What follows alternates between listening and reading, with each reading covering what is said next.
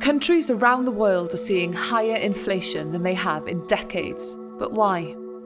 COVID had a huge impact on the global economy. Supply chains were disrupted as factories closed, restrictions were imposed at ports, and workers were quarantined. That is still the case in some countries, such as parts of China. More people are at home and less able to spend their money on services, like travelling and going to the cinema, meant that they bought more physical goods instead. Fewer goods being produced and exported, while more people wanted to buy them, pushed up prices. Shipping times and costs have increased significantly as demand has spiked, with the cost of shipping goods on some major shipping lines 6 to 8 times higher in April than before the pandemic. Energy prices have seen especially large increases. A particularly cold winter in Europe and Asia in 2021 meant energy stores were lower than normal. On top of this, we've seen short-term disruptions in major producing nations, including extreme weather conditions in the US.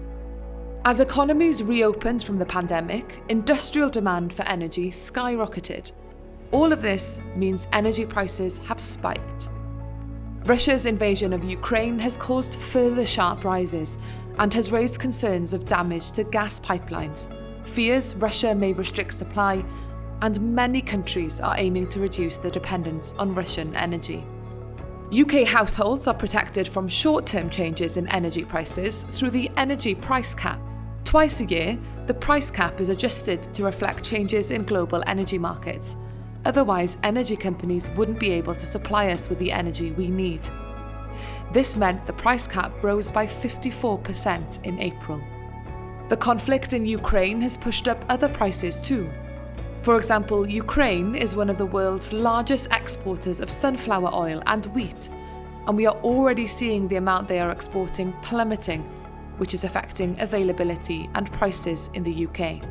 So what is the government doing to help? This financial year, we are taking action worth over £22 billion to ease pressures on households. We are cutting taxes for most workers by £330 a year from July, cutting the universal credit taper to save low-income families £1,000 this year, and people on the national living wage will see a pay rise of another £1,000 a year. And millions of households will receive £350 each off their energy bills this year.